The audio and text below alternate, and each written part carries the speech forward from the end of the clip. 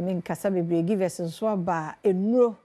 ahodo wo adwuma so no ye ni bedi ho nkomo na givers de omma ye duro no mo no mo sa me adwuma e be hwese ne nso adwuma kwan ni biema bia but the last time no na mo secretary drivers ne almost say factory workers me watching na bia boko de Dr. Kobi nso ho ye am Adom ne ho ye pa am nso no papa adwuma wo ye employ addition so you know na wase ni mo adwuma pa mo ye ne boy mo ye givers yo e wo so na no pe ma me ma mo ache na mama kwa aba mfambra fidikasi so ene ya no pe ebre we do say givers Herbal center ye ne mo ehia na ye di enkomo na ben say ma me ye di kan aka dodo na wa kire ye obeka say basic ones na no betumi aboa ye ma ni pedua no etumi agina brane enti ena no pe so no ma me ma unro eya givers ye nro no eya yanga say ye memu ha ma ni dubinani di nsin ya seni atete ye nananom ekofa eye dasen kofa yi disi jaso eso muchia na ye na adaje ni ho enti no abafu nimdie ani suenhunu kwan so na Dr. Solomon Kwabi enam so ameno e ka so de aye nro no de aba enro ni nyina so no onim so man mu uye duro ansa de beba adwaman so no enam se nipadua no ho hia na nipa nkwa ho hia enti ne FDA for na so mo gi no mo ye mu hwehwemu no mo sa anya bia no nro no why ne papa mu ebetumi aboa ye wie ne yasesa ne nyina akwa akomo mo wo de afom fidie mu wo ma hwe ene wo ma ye de wo de afam fidie mu wo ma gi atum sampa eye edi manipedua no ene yarewa hoduo bia ebeba nipedua no mo nti no me pa cho wo koto a mema no eha na momu na ya di kan ne hunu so na hye no so se yare na eha wo no eno ho aduro ena wo koto na etumi ede aboa wo na sene enso ye tutoyi na ye nyina ye kekeke ya ade ba akope na ede ebeba ompatemu obro no ofie wadwuma mu ho mantwa edwa no so bebi a wote no aboantontom ene ekopai ede aba na aboantontom na eno so kopai ede aba no eye yare kese ene wode bebre ni pedua ne sa wugya ho saa na oba ba real anaso wo be kawa na waba di yare ede abre ni pedua no eno nti na ejama midi kan na wonta de hyemu ne wonsiesie mu no ahwe ne ye wo kodwa so enya afi na akọ yi nsa ho ahemache okote wo obanam no aba ba real no de yare akọ brel ekoko ba ne sana na nsempo de ntonton no wo mo mfa ho na nsen e condition mu nyina no mo namu no mo chile no mo fili ekoko ba ne sana ohun se honam dodo ne nipedua no nkoyie wo ho no mo na se nipedua na ye bufun na se oji hu bia enje bia na wanu mo na ato bia na aduane bia na eno kon bia na ewa na wagbo ato so abe na wotwe eko ne na wotwe mienu beba acho ukọ na ukọ ye nhwemu ne ye kire se a 3D emmo a ye fe se plasmodium parasite ni bi e na aba nipedua no mu a beba acho bomodin na bowura Herbal shop pharmaceutical shop license chemical shop any baby e ton aduro bia na ko bisa givers Herbal mixture enam adwuma pa na adwuma so edintin Ghana for ene wiase afa na nyina mo amama na hotedin say givers a entontom eda ho entime pa cho se ba ni se malaria anase 3D anase wagbo awura eye ayarsabia wura OPD na yare ade koye wo mu ye mu hwehwe mu wie ya yesi o we die eye 3D a anase malaria e pa cho draw we pe na wo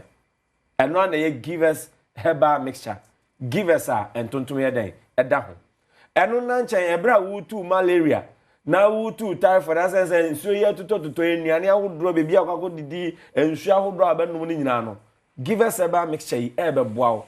ema A2 malaria ase no na esa meboa ma typhoid bia aba ni pedua no mo anasa age ni pedua da boso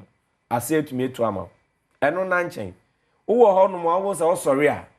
asa wa ye mre o nante kakra na se ni pedua na agwo uye bibia na se mra oyo aba ni pedua no onu se ni pedua na wo ho no no ni pedua kwa dodo na ne wom eno na boa ema bre ne edo nyina no ni pedua no etumi gina ne nanso ma ne ye adwuma enti se ni pedua ne ye mre anase ho dwodwo a ese ho se otumi hyemu kina anase u boost no won se ye won kwan mo bi oni pedua no ma na boa ni pedua no ma bre ne edo nyina no yetumi di akone aba ekoba enti se anu dwodwo a edro ba kwa wo hia a ebetumi ahyemu kina anase ebe boost no eno na ye givers Herbal mixture unum na yetu malaria ase no na ese boost nipadua no nipadua no kakọ yese emfa se ka ukita se battery no ano dwodwo a wobɛbɔ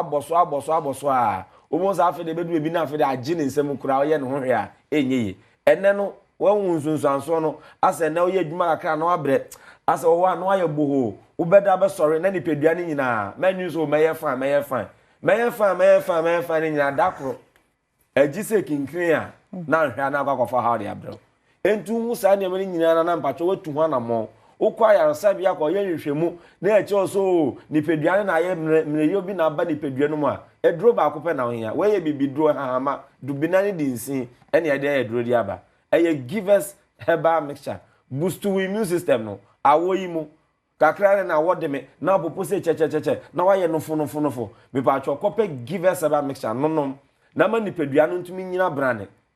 won say immune system na no so ye weak a anasa no dwodo a ena ya rebie yi ni ti a na aba nipadua no mu esan say wa mo no waye bofon dada nipadua no nche na engina brane enyina ne nazo enti ya rebie yi ni ti pe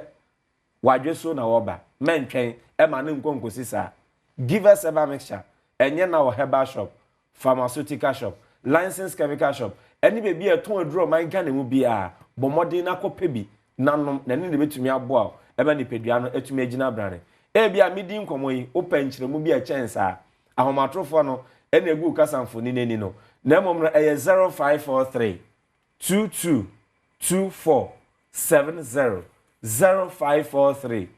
2224 70 me pa cho frɛ na ne awonti ase e bi abro no mpatemu mpeso awoso e na opa duro no bi ato e bi wakakɔ to awie mpo na opa kon abetumi afaso anom no ebre ne don abetumi anom na me pa cho for Givers Herbal Center e wa homatrofo eso na akɔpɛ yen Givers Herbal mixture bi na nonom na mmoa na nipadua na edo na ebre nyina no nyahoden na fakɔ se na betumi aboa na bibia na den ebetumi akɔnkan etumi ede ama wensu aye Givers GC mixture and afa ne capsules we no okoto amepacho oto ni mienu di bomu eye ni nsuo and afa ne topaye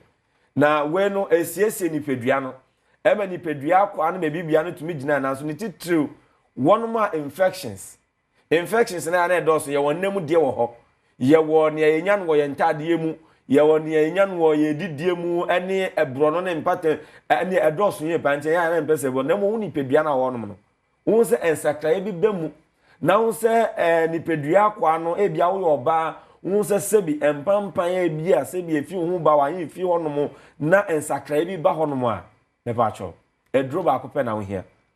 eno na ye Givers GC mixture and afa ne capsules sanso na bema wo na sensuanso bi etegugu wa yin fi hon sebi wo bema ho na sensuanso agugo prekesene na wo hon ma na nsuo bi tafififi sebi wo bema na no ba me pa cho enemu yare wa na agi ne pedia nda boso infections bi na etetewa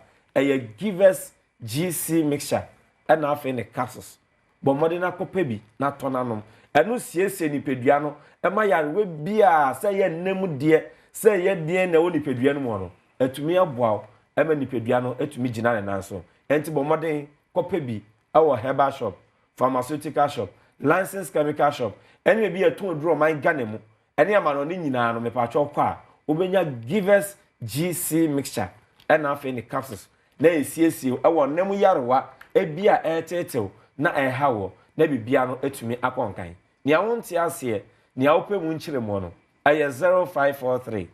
2224 70 0543 2224 70 na woni ye ni nkomo ne kurakura ma mekɔ me ba cho ebia wo abonte ho na wopɛ adwuma na wo ye accountant